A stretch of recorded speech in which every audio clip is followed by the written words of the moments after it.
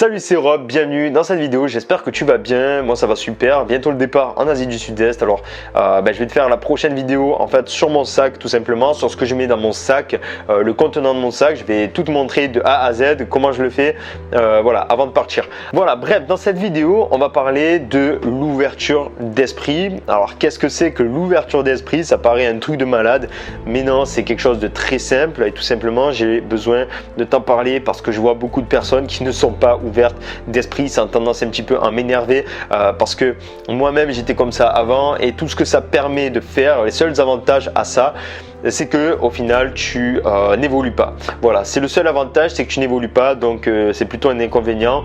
Donc en fait il y a un seul inconvénient à faire ça. C'est pour ça que il faut vraiment être ouvert d'esprit, c'est très important. Et ouvert d'esprit, qu'est-ce que c'est? Alors qu'est-ce que ça veut dire? Qu'est-ce que ça signifie? En quoi ça consiste?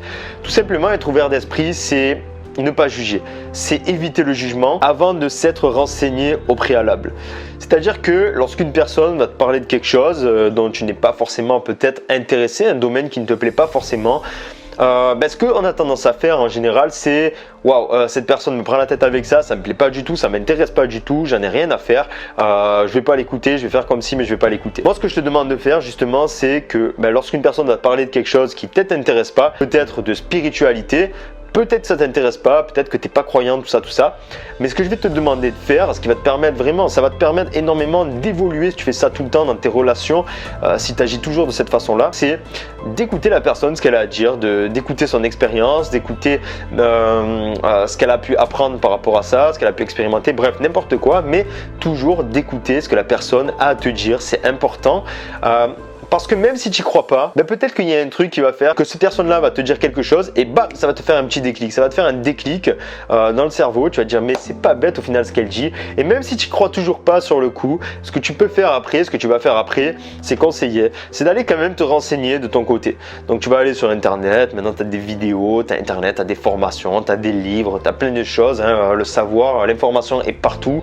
Donc ce que je vais te demander de faire, c'est tout simplement avant de juger ce que la personne t'a dit, sans savoir, d'aller te renseigner sur Internet, dans des livres, renseigne-toi par rapport à ce qu'elle t'a dit. Bref, je pense que tu vois où je veux en venir, c'est tout simplement d'écouter les gens sans juger au premier abord.